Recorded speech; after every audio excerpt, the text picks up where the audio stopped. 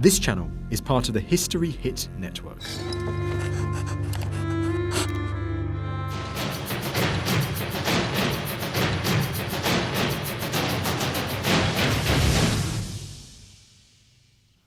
I'm at Freen's Court in Herefordshire, near the border between England and Wales.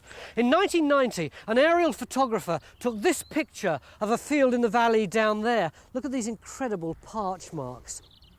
But what got the locals really excited was that 1200 years ago, this whole area was ruled by Offa, the greatest king in Britain. He gave his name to Offa's Dyke, which was built to keep the Welsh out of his ancient Kingdom of Mercia, and he was rumoured to have a palace near here. So could this be the remains of Offa's palace? Time Team have got just 3 days to find out.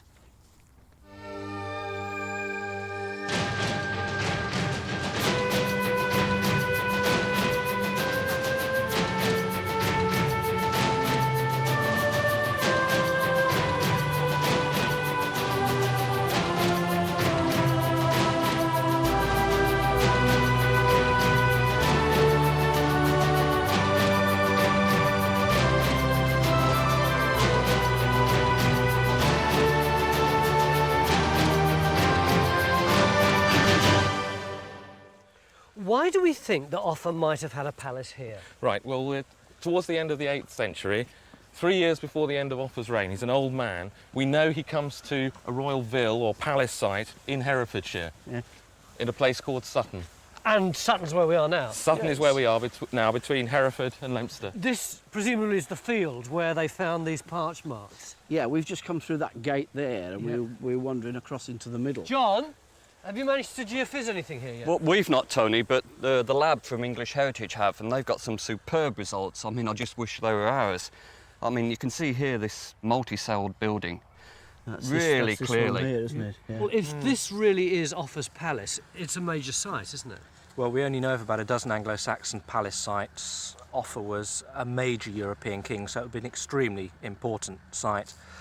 We've given it legal protection as a scheduled ancient monument for that reason. If it's legally protected, how do we work out where we're going to dig? Well, we've done a project design for English Heritage, and in that project design we propose to put a trench over where people are standing over here. So that building that they're standing at is that one there? That's right, with these post pads. The parch-marked dots on the aerial photograph are the remains of a second building. Keith believes they mark the stone foundations of a huge aisled hall. And then the building over this way is oriented north-south, and so there's a sort of east wall and the west wall. And what we've decided to do is try and put a trench in on the back wall of that, the west wall of that. Is this what you've been calling the multi-celled building? That's what we've been calling the multi-cell building, because you can see at least 3 separate parts of it. And then we've also suggested putting a trench over along the line of this bank here, which we think subdivides a larger enclosure. We ought to get on with it, haven't we? So. The geophysics results may look great. You can't ask for a better plot than that, can you? But there's a problem with them. The survey was carried out 8 years ago, and since then, the grid reference for it's been lost. Until we can re-establish the exact position of the geophysics, we can't dig. There's the buildings traced off. That's the multi-cell building. This is In the incident room, Bernard's trying to figure out the answer. So you can see we've traced all the archaeology off. There's the building and the position of the trenches. That's right. So I can. If the parch-marked dots can be transposed from the aerial photograph onto a modern map, we can put our trench on the geophysics and get started. But fixing the correct position could take a while. Could use that really good. Our problem trench is the one we want to put into our so-called aisled building, where we want to locate and uncover the source of 2 of the parch-marked dots. Everyone's being roped into the hunt. So where are we going to go then? In case Bernard can't sort it out, geophysics are also trying to help, but they're not having much luck either. Part of our problem, John, is that with this grass being wet, we're getting some funny readings just as we put it into the ground. Well, you can't keep prodding about here all morning. We got to make a decision. We have 2 choices. One is we put on a grid and we properly take some measurements, and in 20 minutes' time we can tell you exactly where to go. Otherwise, we simply just say, right, the grid we've put in is approximately right based on the earlier results. Yeah. And you just simply go with the best fit, and you can do that now. It's already halfway through the first morning, and our only trench is the one across the earthwork bank. But there's a problem here as well. Because this is an ancient monument, we're not allowed to use machines. The turf and topsoil have got to be lifted by hand, all 17 tons of it. History Hit is like Netflix, just for history fans. With exclusive history documentaries covering some of the most famous people and events in history, just for you. With familiar faces such as Dan Jones and Dr. Eleanor Yanega, we've got hundreds of documentaries covering the greatest figures and events of medieval history. We're committed to bringing history fans award-winning documentaries and podcasts that you cannot find anywhere else. Sign up now for a free trial, and Chronicle fans get 50% off their first 3 months. Just be sure to use the code Chronicle at checkout. That's showing the sort of... On the site of the aisled building, Phil and Keith still haven't started the trench over the parch-marked dots. So where is it, John? I think if you go 4 metres that way, 4 metres that way, and 3 metres that way, we'll be where? On a postpad? At last, after 3 frustrating hours, Phil can finally open the trench. Our English Heritage Inspector, Paul Stamper, is determined to keep it nice and tidy. I just hope we have more than a stripy lawn by the end of day 3. We've also got going with a third trench over the multi-celled building, and Carenza's already uncovering remains, but proving they're Saxon's going to be very hard. There's little dating evidence like coins or pottery from this period. But elsewhere in Britain, archaeologists have uncovered remains of Saxon buildings, which probably look like this. The question is, can we prove ours are the same? The plans of all these buildings have similarities, and Anglo-Saxon historian John Blair believes that's an important clue. Now, if I was looking for a building of the right sort of date, we might look at monastic building.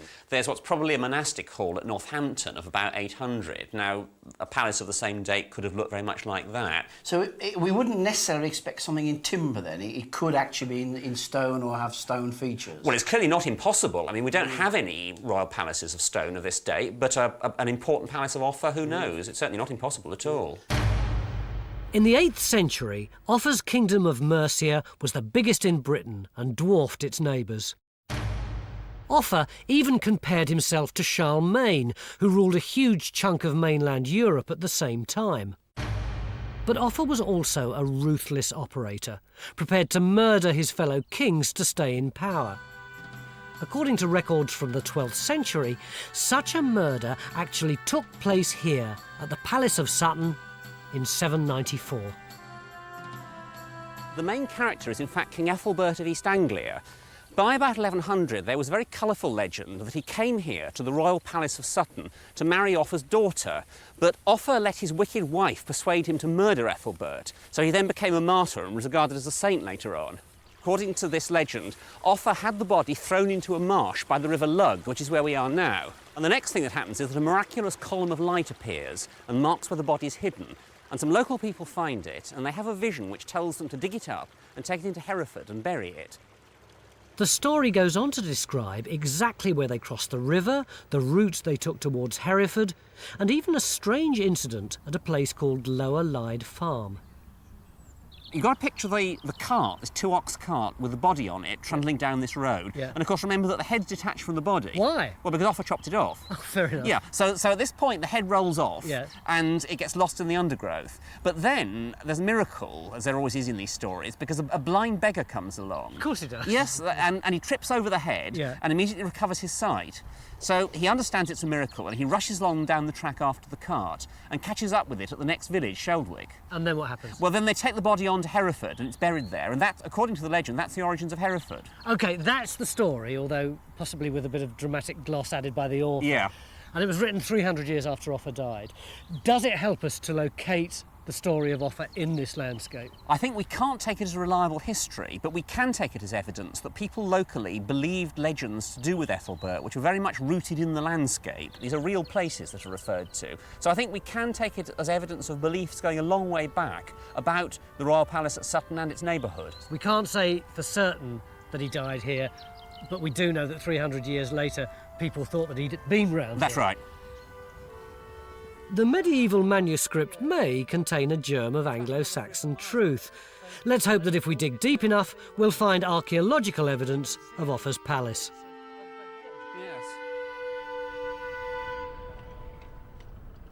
In the aisled building, Phil thinks he's found the source of the parch-marked dots.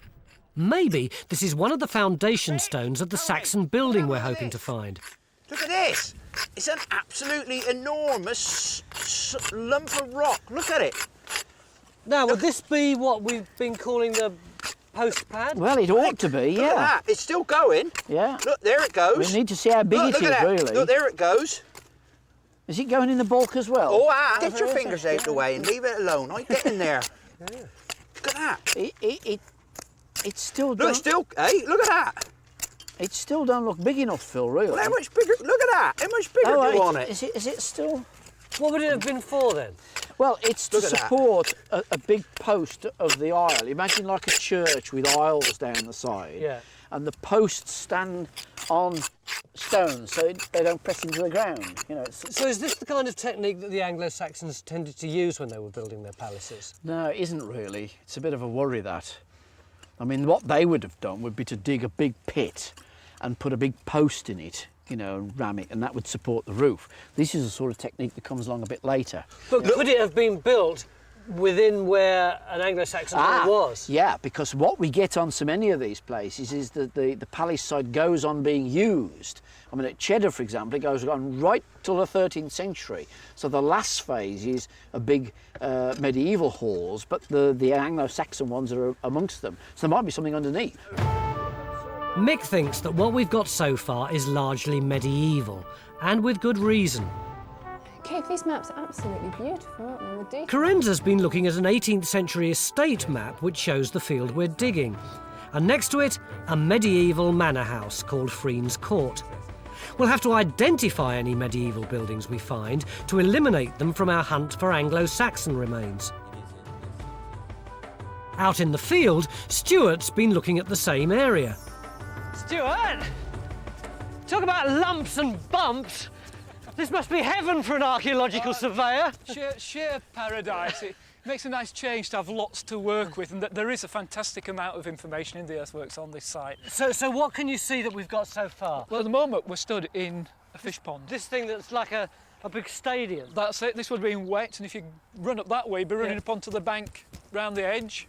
And around here? The edge of the fish pond, that's it. Yeah. And you see beyond you there's a channel. Down that here, dip. yeah. If you're in that channel, yeah, the water channel will go that way, curve round the corner, and head towards the moat that was round Freen's Court. The old manor house? That's right, yeah. If you went that way, you see that big flat area ahead of you? Yeah. That's a former lake. It's a wet. I got you. I mean, this whole thing is a complex of ornamental lakes and fish ponds, all to do with the manor house. It's a big manorial complex. What sort of period? I think we can be anywhere from about the 14th century right through to the 18th century. So have you seen anything here yet which seems to you Anglo-Saxon? Nothing. Nothing? Zilch. Bang goes this episode of Time to. Everything looks classically medieval as it stands at the moment. I mean, the trench where we dig in just there, which was thought to be a subdivision of this Saxon palace enclosure, yeah, that's the dam that holds back this lake here. Stuart doesn't know what might be underneath the earthworks, but he's right about the bank. The trench across it hasn't produced a single find. Our Saxon palace is assuming mythical proportions. On a Saxon site in Northampton, archaeologists recently discovered the remains of a 1,200-year-old machine for mixing building mortar. With the help of a sketch from Victor and 2 woodworking experts, Phil's going to try and build a working replica. Oh, I see. This is like an enormous food mixer. I mean, how does it actually work? Well, this part rotates, and you can see the people are pushing it round, and there's a series of paddles that run down into the lime and sand mix and stir it up underneath. So, what's this bit here? That's the central post. It's about 1 foot in diameter, and we're making it out of this piece of wood over here. Right. With a spindle at the top. We've already started to reduce it whilst it was one whole log, which is seated. Oh, right. So that's going to taper in like that. Yeah. And then this bit is made out of this log here, which I'm going to split in half, and we'll use the offcuts from the other half to make the paddles out of. And then you literally just push it round and round and yeah. round. So where are we going to put this thing? It's going to go over there. Oh, I see, round here. That's right. We've got to do some wattle work to hold the mortar in, because this one's going to be set on the ground. Some were actually dug into the ground. I'm going to start with this small mallet just to get The first task is to split the log in half to make the rotating crossbeam. Richard's using just wooden wedges and a Saxon mallet to split the tree trunk along the grain of the wood. Have you got absolute control over which way this thing is going to split? Well, you've got to rely on the tree. If you use wooden wedges, then they tend to run along the grain. Oh! Oh, look at that. And you can hear it. Still hear it too. Yeah, like duckquack. If they drive the wedges in too fast, there's a danger the log won't split cleanly down the middle. This isn't going to be a quick job. Well, this has come on a lot, hasn't it? It looks as if you've got tile and stuff in it. We found a lot of other roofing material as well. We've got a stone there. That's the stone one with the, Yes. with the hole in. There's bits of slate. In the trench over the multi-celled building, we've got some finds at last. That's even later. So I think what we've got is a lot of building rubble from several different phases of building. But I think that's spread across the wall underneath here, and I think some of this is wall rubble. Right. And tomorrow, Katie's just planning at the moment, once that's done, tomorrow probably we'll take all this loose stone off and hopefully find the wall underneath. So that's the good news. I mean, what date do you think it is? Well, that's the bad news. Yeah. Nearly all the finds we've had have been post-medieval. We've got everything from sort of, bits of willow pattern plate. Yeah. Certainly not Saxon Palace yet then. Not yet, not yet.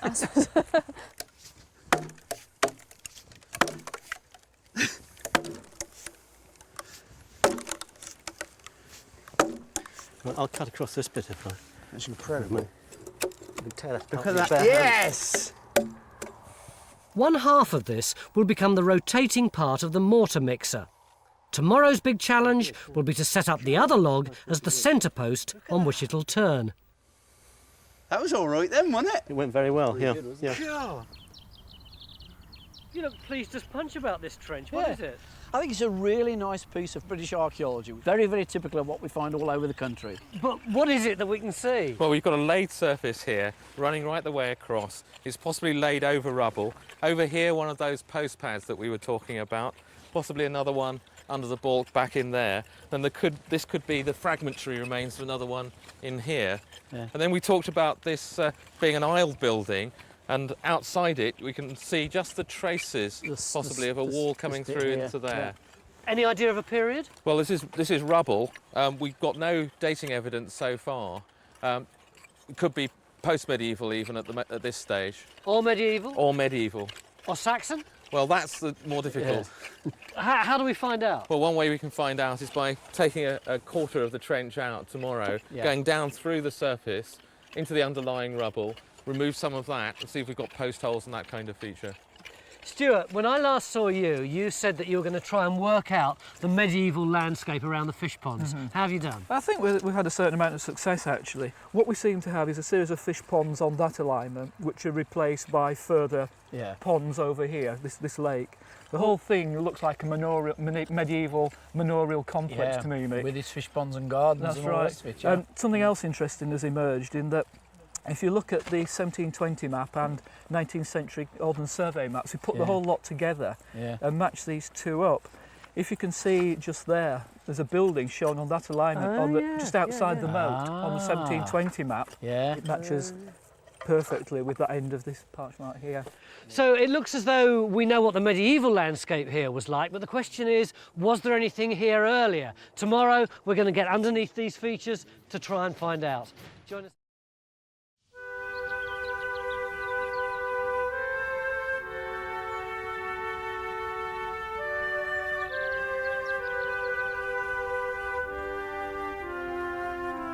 It's the beginning of day 2. Yesterday, we found lots of evidence of a medieval manor house, but nothing even remotely like a Saxon palace. But while everyone else carries on from where they left off, Mick and Keith Ray suddenly decide to head off on a completely new tack. Mick's turned his attention to a small knoll, 1/4 of a mile from the main site. Yesterday we were excavating for Offa's palace down the bottom of that hill, which is what I thought we were going to continue to do today. But suddenly, lock, stock and barrel, we all seem to have moved into this potato field. What's going on? So we've got this aerial photograph with this crop mark on it, so we always intended to come up and look at this. Yeah, I think that we really need to be looking at 1 or 2 other locations in the landscape. The question is, what are the clues for that? Now, this enclosure is one of those clues. It's quite unlike the Iron Age and Roman enclosures that we've got in this area. It's very elongated. So have we geophysed this area yet? Yeah, look at the results. Clear as anything. I can't see anything at all. You can just see the hints of maybe 2 ditches, in fact, and then returning at that point there. So how are we going to get at whatever's here? Well, I think we'll need to open up quite a big area. When you say quite a big area, how big? About 30 metres by 20 metres. 30 metres? Could be one of the biggest areas we've ever dug, but it's the only way to get at these ephemeral features, really. Does this mean that actually we're jacking in the site down the bottom of the hill? Not at all, No. I mean, we've got a lot of cleaning and sorting out to do there before we go down into it. We should carry on down there. Meanwhile, we dig this 30-metre trench? Yeah. The enclosure on the knoll is over 300 metres away from our other trenches, but Keith thinks the settlement here might go back more than 1,000 years. There's only one way to find out. Back on the main site, our trench across the earthwork bank has come up with nothing. Stuart was right. It had more to do with fish ponds than fortifications. Ian, is there any reason we shouldn't shut this trench down? No, I think we've nearly finished. OK. You happy about that? Yeah, I am. I think this has quite efficiently characterised what we've got here, particularly tying it in with what Stuart's discovering. Yeah. The lack of any medieval or earlier evidence in this trench is disappointing. But in the trench over the aisled hall, things are looking more promising. Phil, you got something for me? Oh, I say we have, Tony. Have a look at this. Beautiful sherd of medieval jug. Look at the size of it. Look at those edges. Cool. Isn't that a marvellous piece? That's lovely. And the important thing is where it comes from. It comes from there, by the label, 203, in that soil. Now then, look at these stones. Those stones go into the soil. So the soil is lapping up against it. So it looks as though the stones went in first, the soil is lapped up against them, and then the cobbles, which is what we're taking off, is again lapped up against these. These stones are protruding up through. So if these cobbles are post-medieval and this is underneath is underneath with this in, then this could well be medieval. Yeah. Oh, that's good, isn't it? Fragments of pottery may be our best chance of dating these buildings accurately. If there's one person who can tell us exactly when and where each piece was made, it's local pottery expert Alan Vince. OK.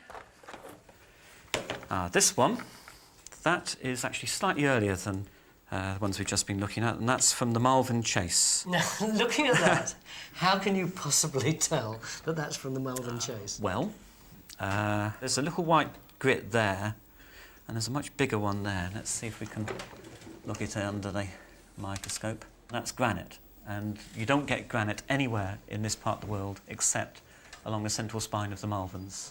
And do we know that there was a pottery there? Yes, it's well documented up until the 1620s, and after that the chase that supplied the fuel was enclosed, and they couldn't use the wood anymore, and so the pottery just folded. What about the medieval piece that Phil was so excited about? Right, you Alan. OK. Well, it's a jug, which is a standard medieval form. It's thrown on a wheel, and in this part of the world that means it's at least the middle of the 13th century or later. And it's got quite a lot of sand in it, but it doesn't look like it's quartz. We'll have a look, see what we can tell. That's a sandstone sand, and there's only one place you get that around here, and that's the Lug Valley, which is just up the road. So this is a locally made medieval pot, and I would say it probably dates to the end of the 13th or 14th century. The medieval jug would have looked like this.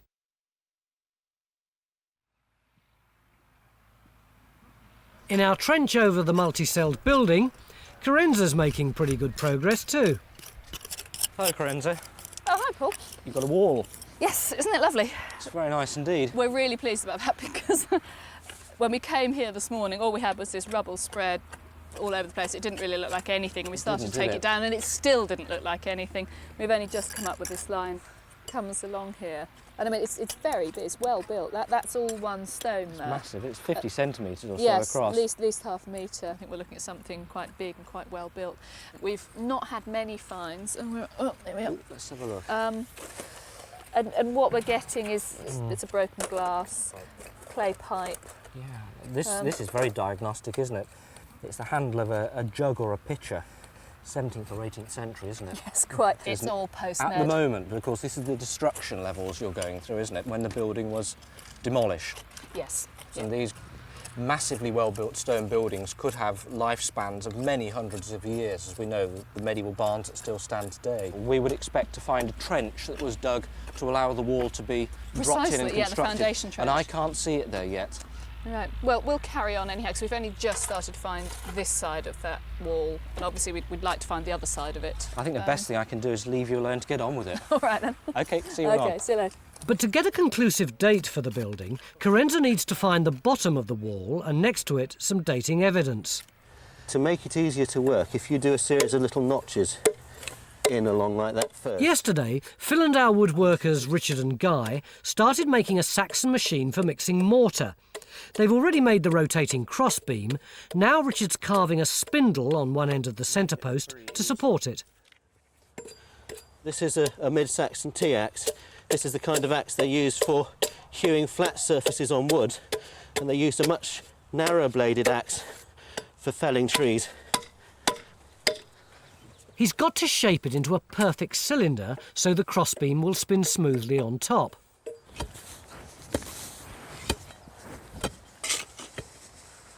Once the centre post is in place, they'll build a wattle fence around it to hold the mortar.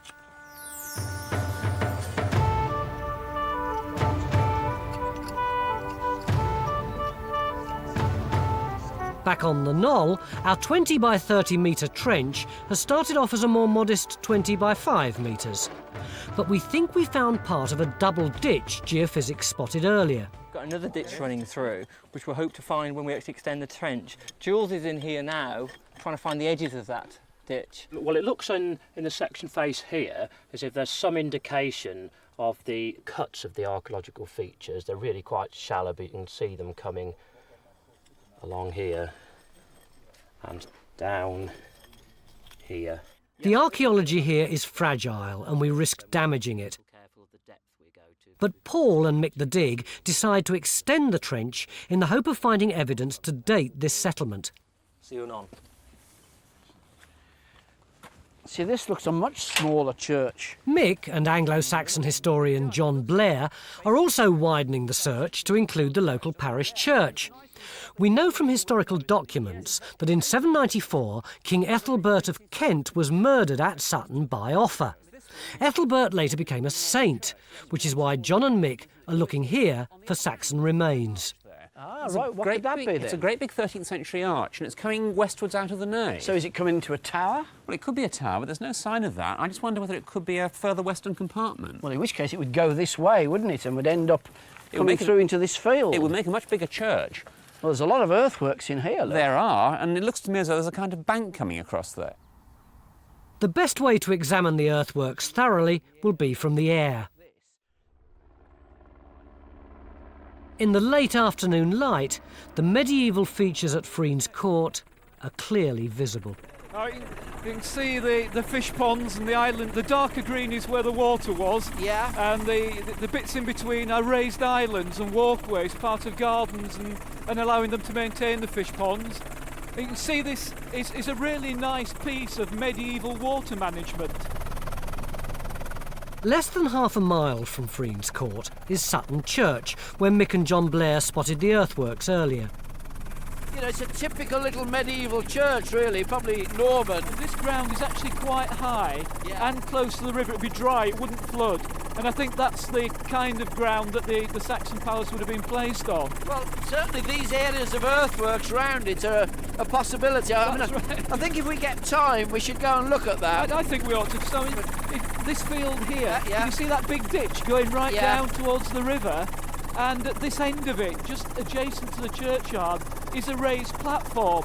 Now, I just wonder if this is a sort of clues that might give away where there might be a possible Saxon palace. The size of the ditch and platform suggests this was once a substantial settlement, but we'll have to wait till tomorrow to investigate. On the ground, our search is expanding further. Just below the trench on the knoll, geophysics are surveying the field where Friens Court Manor House once stood. Maybe this was the site of Offa's palace. And our Saxon mortar mixer's starting to take shape. Phil and Guy are making the wattle fence around the centre post. That's that one then. Eventually, this will form a giant basket to hold the mortar. Meanwhile, Richard's working on the rotating crossbeam. Richard, what are you doing? We've already got one hole in there.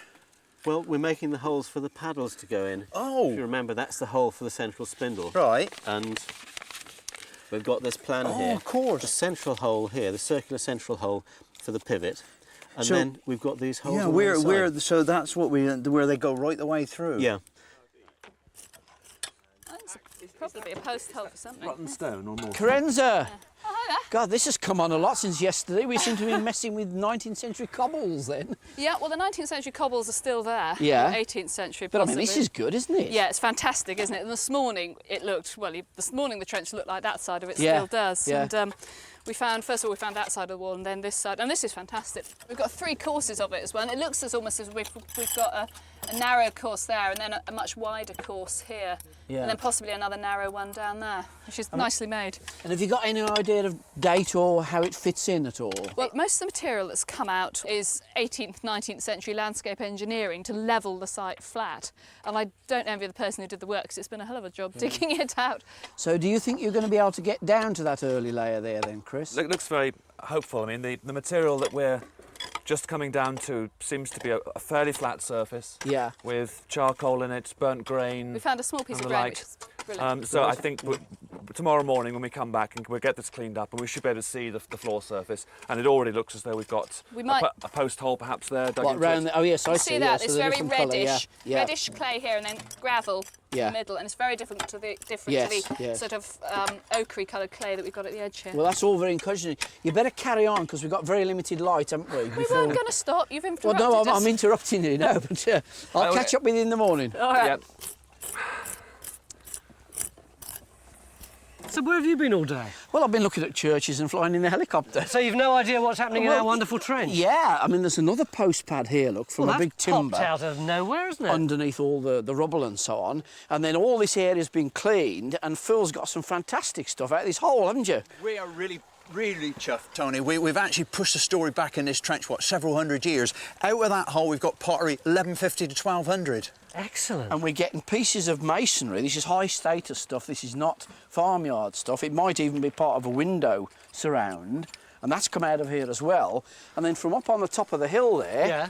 We've got a piece of 11th century pottery. This is sort of time of the Norman conquest from that trench up on the top. Excellent. So yesterday all we got evidence of was the 18th century. Now we're back to the Doomsday Book.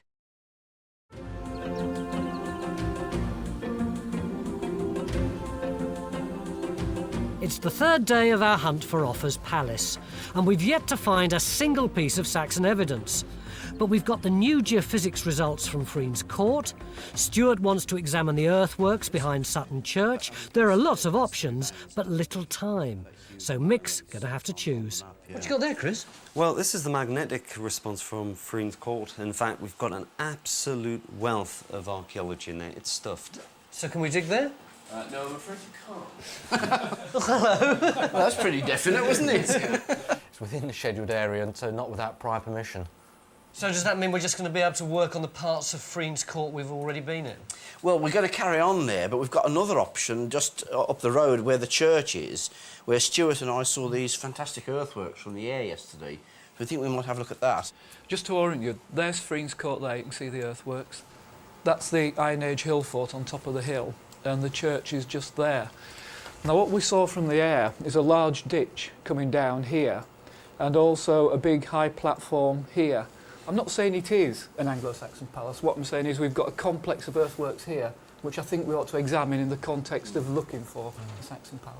Keith, we've only got one day left. Do you really think this is where we should be putting our resources, or isn't it wandering rather aimlessly around the countryside? No, not at all, Tony. In fact, quite the opposite. And what Stuart has done is identify this enclosure, which may indeed be another Saxon site. And in fact, what we really are opening up here is potentially a landscape of sites, and we really need to try and take a look at that as quickly as we can. So what exactly is it that you want us to do? Well, I think we should start by geophysing that area with a view perhaps to digging a machine-cut trench across the big ditch at the side of the site. A trench, Paul? Can we dig a trench there? No problem with that. You're well clear of the scheduled area.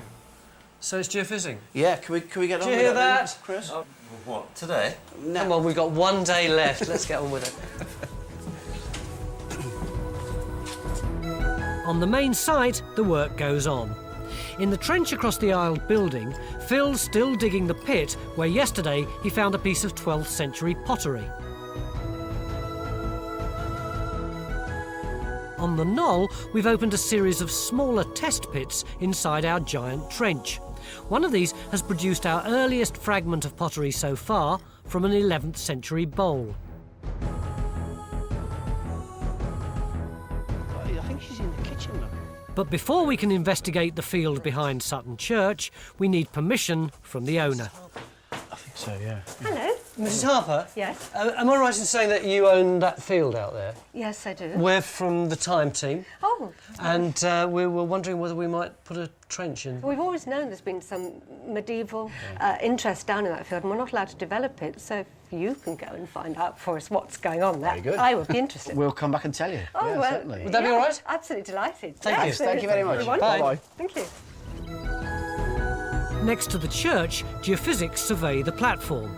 But we open up a new trench straight away across the boundary ditch nearby. The ditch may be another medieval feature, but it could be a lot older. We'll see. Back at Friens Court, Carenza's finally got some dating evidence for the multi-celled building. We are starting to make just a little bit of progress on that at last.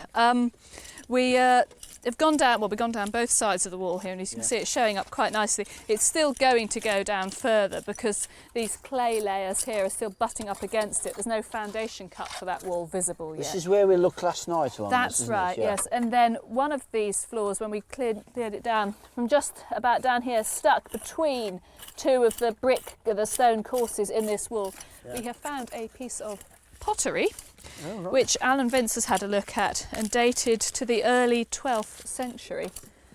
Oh, right. So we're looking at something around about 1100 then? That's right, yeah. Is that another bit you're getting, Katie, there? Yeah. Oh, gosh, that's nice. It's got a room or something on the top. Yes. Yes, that should be fairly accurately datable as well. That's come from the clay, has it?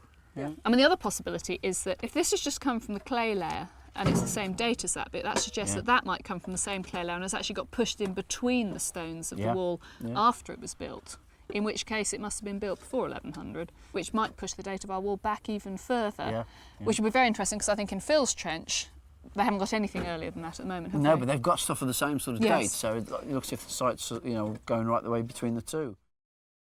The wall must have been built before the floor in which we found the bit of pottery was laid. A date for the pot would therefore tell us the latest construction date for the building. That's if our pottery expert Alan Vince can identify one of the sherds. Right. Got anything else? Yes, well, there's this bit as well, which is rather wow. nice. Is that Right. a rim sherd there? Yeah. Now this is more like it. We can do something with this. Oh, right. Just so happen to have my book with me. And number two there is precisely what you've got. And that dates to the early years of the 12th century.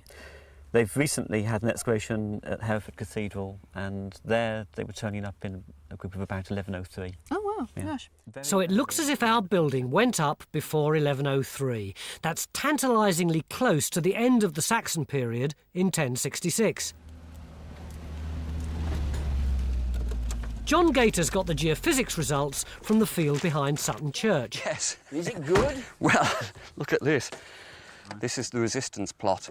Black is walls, rubble, or whatever. High resistance. Buildings or something like that. So, I mean, it looks like a nice building there. I mean, when you actually process the data a bit more, have we got some sort of courtyard? It's not entirely surprising there are structures here. The key thing, of course, is going to be what date they are. Well, we'll only know that if we decide in the remaining time we've got to put something in this and have a look, which would at least tell us perhaps the condition of what's here and more importantly, the date of it. Perhaps we just put in a 4x2. With half a day to go, we're opening our 6th trench. An enclosure this side. All right, you lift and I'll grunt. That sounds good. All right. Phil and our Saxon woodworkers Guy and Richard have completed the wattle-lined pit for our Saxon mortar mixer. It's time to fit the crossbeam. That's it, lovely job. Excellent. Oh, look at that. It fits. I'm impressed. It's good, isn't it?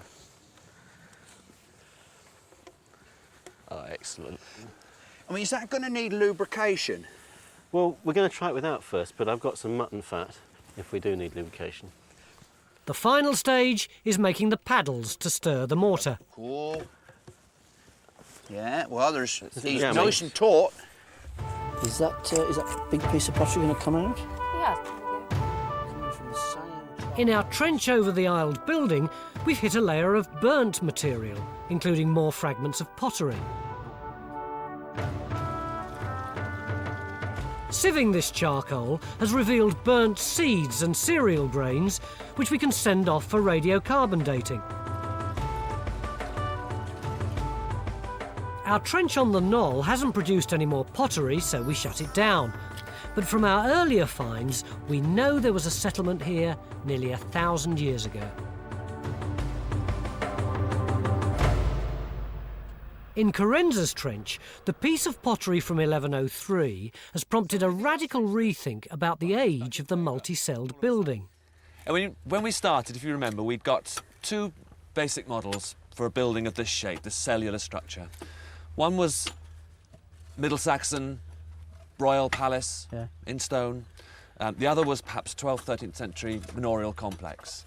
Well, now that we've got clear dating for this wall, and that is that it's earlier than 1100, it means the medieval option, the manorial complex, disappears. But Chris, just because it's earlier than 1100, why does it have to be as early as mid-Saxon? Oh, it doesn't have to be. But I mean, the one model we've got is a building of similar shape, a large hall in Northampton, which has been excavated, and that is an 8th century Mercian large, powerful person's hall. It's either a royal site or a monastery, isn't it? So basically, we haven't got anything that looks like this between the 8th, 9th century and the early Middle Ages? That's correct, apart from churches. So does that mean that we can say that this wall is Anglo-Saxon? Well, no. Well, why not? Well, no.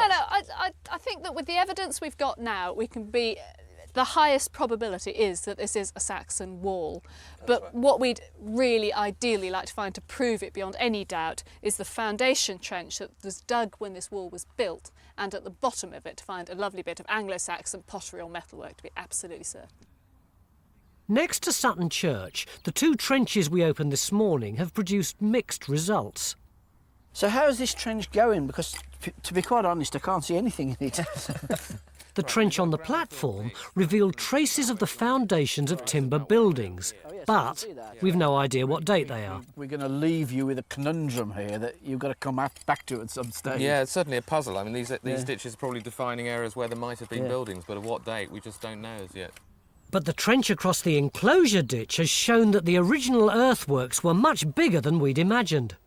Gosh, that's enormous. I mean, the way I'm saying it at the moment, it's from here beyond the digger. That's right. Incredible, isn't it? Yeah, we can just see traces of an outer bank probably there, and there in the centre where they're shoveling is the middle of the ditch. We've had to cut it to this stepped plan for safety reasons. I mean, a ditch of this size is something you'd imagine with a big palace site, something enormous, isn't it? High status. Yeah, yes, it certainly is. It is really the size of a town ditch, and it's very interesting that Offa is the first king to be associated clearly with planned towns, with defences, including, in fact, Hereford. So this is very much like the sorts of ditches that Offa's towns have. The size of the area bounded by the ditch also suggests it was once a substantial settlement, and we've got some finds from it. There's a certain amount of bone and a few iron objects, mainly large nails. That's actually quite interesting because if this were an Anglo-Saxon feature, that's exactly the sort of group one might expect, since they weren't using pottery very much at all in this area. So it could be that this is our one real major Saxon feature. Wow, that's exciting. Yes. We did find one interesting find. This was right from the bottom of the ditch. It's not been cleaned yet, and we're not quite clear what it is. The guess I'm making on the spur of the moment is that it's a miniature anvil, possibly from a metalworker's set for fitting into a bench. Oh, I see. The anvil would have been used for delicate metalworking. Sadly, there's no way of telling when it was made. Well, shall we Yep, I'm try ready the and big waiting experiment? over here. What If do you'd I like do? to go that end, Tony, and push that way, I'll push the other way. Has anyone ever done this experiment before? No one has ever, as far as we know, tried this experiment before. So this is a world first since about the year 900. Exactly. Right. So I'm going to Okay, if you shovel the sand in, Here we go. Right. we'll start turning. And I'm going to add some lime. Not madly convinced by the lime in the plastic buckets. Well, it is the traditional unslaked lime. Oh, that so was it's really used the at kind they'd have period. used? Yeah. Well, it's certainly pushing it about, isn't it? Yes. Well, that's right. And I mean, if you can use it and if it works, I mean, it's going to be such a labour-saving device, isn't it? I think it's mixing it. Go ahead. Let's stop and have a look. It is definitely mixing it. It's working. Look at this sand in here at the button near the thing. Look, that is unmixed sand. Yeah. It's very red. Well, it's not working there, But, is it? yeah, but look at that. Look at that white stuff in it. Yeah. That is the mixed up. You can feel it. Look. Oh, look, that's pretty Look, good. Look, it glues together. Look. Yeah, yeah. Look. That's not mixed, is it? No. What about this? Mixed? Yeah, definitely. Gonna come and help? Come on, all of you, get stuck in. Right, half of you on that end. Come on then. Right. Okay, and heave! Drop an egg in there, you'd have a big Christmas cake. It's exactly it. Oh, it's getting really stiff now. You're doing well. Another 20 laps to do.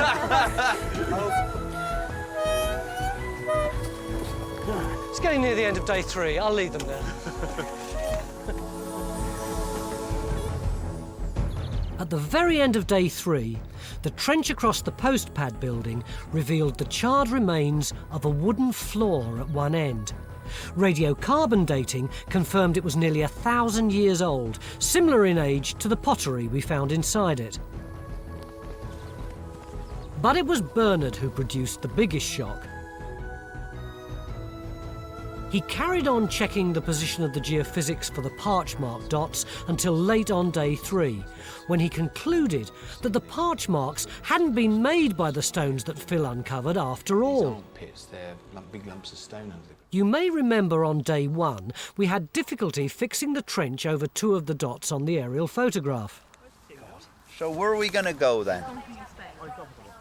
Well, it seems that although we were close, the trench didn't go quite where we'd intended. Phil quickly found a large stone which he assumed was a post pad and the source of one of the parchmarks. But Mick wasn't sure. Hey, look at that. It still don't look big enough, Phil, really. Well, how much bigger? Look at that. I would have expected something about twice the size of that. Twice the size? Yeah. Mick was worried that this method of construction wasn't Saxon. I think all the buildings we know of that have been said to be Saxon palaces are actually the timbers go into big post pits, big sockets in the ground. This sort of idea doesn't come along till later. In the last hour of digging, Bernard proved that the parchmarks had been made by collections of much larger stones piled into much bigger post holes, just as Mick had suggested. Originally, these holes were giant sockets for timber uprights, sunk 2 metres into the ground. Unlike the post pads, this method of construction is typical of Saxon buildings.